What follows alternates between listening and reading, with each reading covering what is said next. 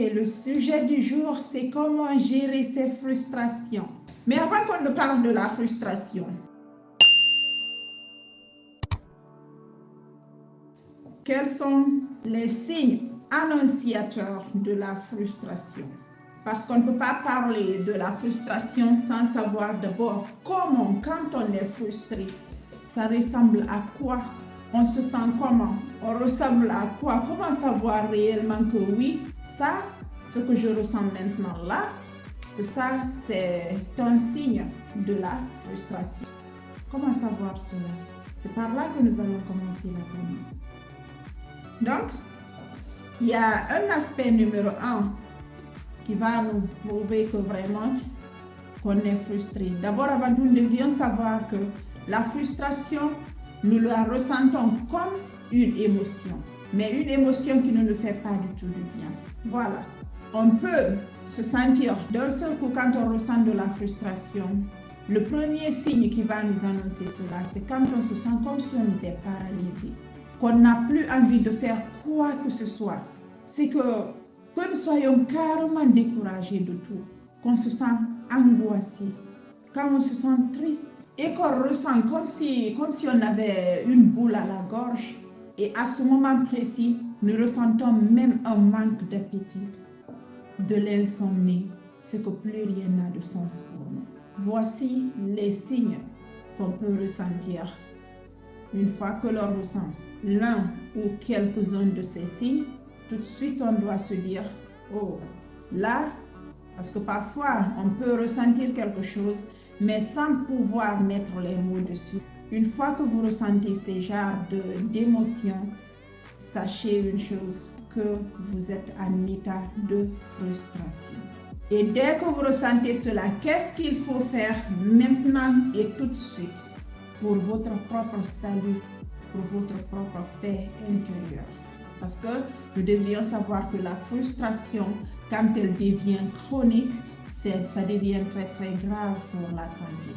Quand une personne est en permanence frustrée, ça peut lui causer des maladies, ça peut lui causer de la dépression, c'est que ça peut tout chambouler dans sa vie en fait. Ce qui fait qu'il est très très important de pouvoir identifier cela et maintenant et tout de suite faire le nécessaire pour changer la donne dans le plus vite que possible. Est-ce qu'on est d'accord jusque-là? Si vous êtes d'accord, si vous aviez dû ressentir, toute personne le ressent, y compris moi, il n'y a personne qui peut vivre sans être frustré dans sa vie. Est-ce que vous avez ressenti l'un de ces signes une fois dans votre vie? Quand on se sent frustré, la première des choses à faire, c'est d'abord d'identifier les causes de cette frustration. Quelle est l'erreur monumentale que nous faisons pour la plupart du temps? Une fois qu'on ressent de la frustration, au lieu d'identifier la cause de notre frustration, tout de suite on dit j'en ai marre de tout. Disons par exemple, si c'est le mari qui est la cause de notre frustration, c'est qu'au lieu d'identifier le problème qu'il a fait, parce que c'est un point bien précis qu'il a appuyé pour qu'on ressent cette émotion. Mais au lieu de dire ça, on dit tout de suite non, j'en ai marre de ce monsieur ou j'en ai marre de cette femme. Parce que vraiment, non, j'en ai marre de tout. Je veux juste me débarrasser d'elle. On colle toute notre frustration à la personne en question, notre femme, notre mari. Tout de suite et maintenant. Là, c'est l'erreur que nous commettons. Cette personne ne nous fait pas que du mal. Certes, elle a appuyé quelque part qui nous a causé tout de suite ce mal que nous ressentons, qui est cette frustration. Mais n'oublions pas peut-être qu'il y avait une heure avant, elle faisait quelque chose qui lui faisait du bien, ou une journée avant, ou un temps avant ce moment-là. Donc pourquoi coller directement une étiquette définitive sur la personne tout entière et tout ce qui la caractérise? Non, on n'en a pas besoin. Donc la meilleure façon d'agir, c'est d'identifier exactement le point que cette personne a touché pour que nous ressentions cette frustration. Et c'est quoi ce point que la personne a touché pour nous mettre dans cet état? Une fois qu'on l'identifie, par exemple, je vais prendre un exemple tout bête, C'est par exemple notre anniversaire de mariage. Monsieur, voilà, la plupart du temps, disons monsieur ne pense pas nous offrir un cadeau. Donc, nous nous sentons frustrés. Et cette frustration, on dit vraiment, j'en ai marre au final de cet homme. Il ne pense jamais à moi. Il ne pense jamais à mes besoins. C'est comme si je n'existais pas à ses yeux. Nanana. Nous savions combien on peut vraiment amplifier cela. Effectivement, du côté des hommes aussi, peut-être dans d'autres cas, qu'ils ressentent aussi quelque chose comme ça. Donc, c'est de d'abord savoir exactement, c'est ça qui est la cause de la frustration. C'est parce que, par exemple, je n'ai pas reçu de cadeau de cette personne.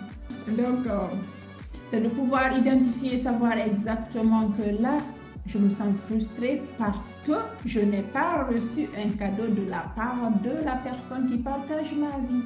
Alors, qu'est-ce qu'on doit faire maintenant pour enlever cette frustration? Parce qu'on ne peut pas influencer. C'est une situation qu'on ne peut pas vraiment, qu'on ne maîtrise pas. On ne peut pas influencer la personne pour qu'il nous offre ce cadeau. C'est de prendre le dessus sur ça. On ne peut pas pousser la personne à nous offrir un cadeau. C'est quelque chose qui est hors de notre contrôle. Mais il y a une chose dont on a la capacité de contrôler. C'est de savoir comment nous allons prendre ça. C'est comment nous allons interpréter cela. Ça, on a le plein pouvoir de le faire. C'est de trouver une excuse à cette personne. La meilleure façon d'agir.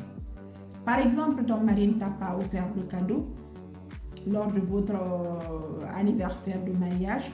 Au lieu de te frustrer parce qu'il ne l'a pas fait, ou lui culpabiliser, ou vraiment amener, voilà, verser d'ailleurs ta frustration sur lui, chose qui ne va qu'empirer la situation, loin de la régler. Au lieu de faire tout ça, essaye tout simplement, toi, de lui trouver des excuses.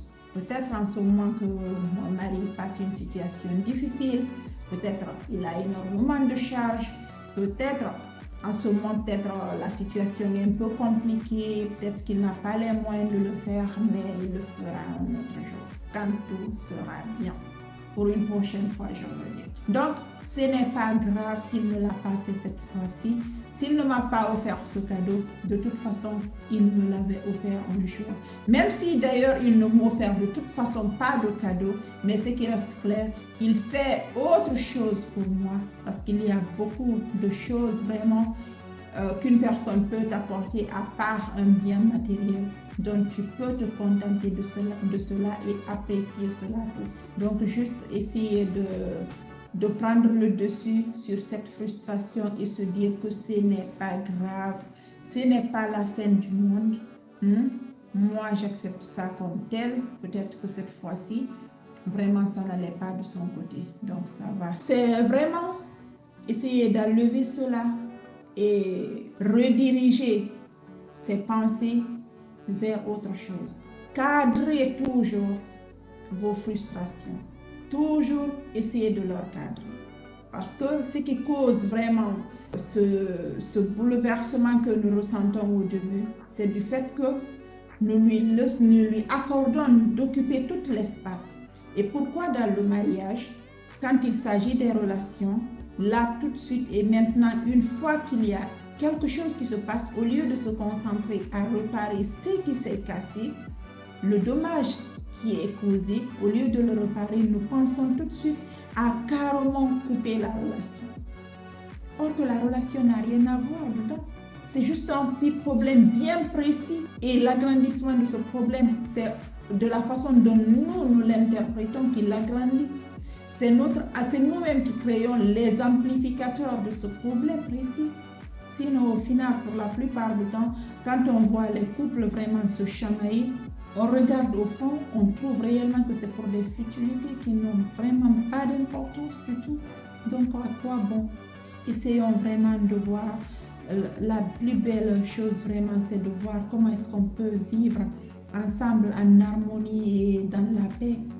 Tout simplement, ne pas être là comme juge pour l'autre, juger en permanence, reprocher en permanence, ça n'a pas de sens. Essayons juste de trouver des excuses pour la personne, parce qu'il se peut aujourd'hui que c'est cette personne qui a fait l'erreur, qui a fauté, qui a oublié quelque chose qui était important pour nous, peut-être qui a négligé, pour X raison que ce soit. Mais sachons une chose, que hier c'était nous, et demain ce sera sûrement nous qui le ferons, de manière consciente ou inconsciente.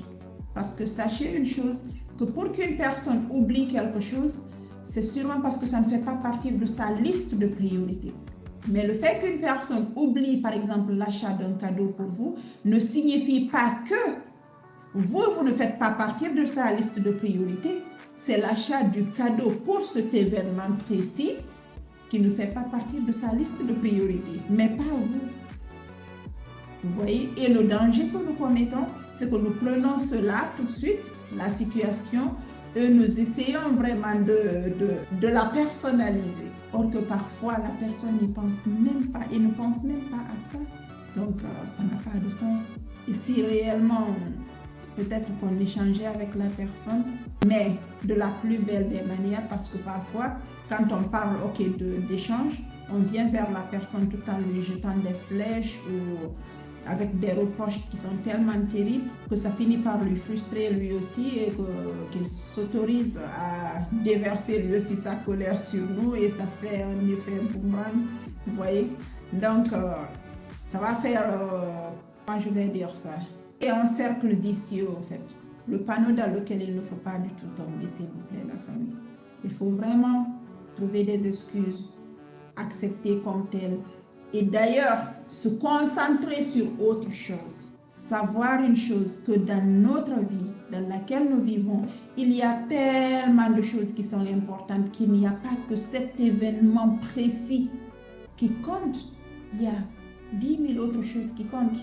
Donc, essayons de diriger nos pensées vers autre chose qui est aussi plus important que cette situation précise.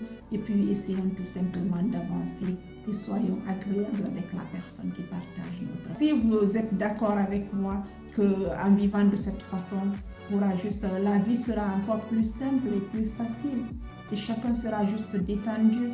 Ça va faire du bien de vivre ensemble. Si chacun pensait comme ça,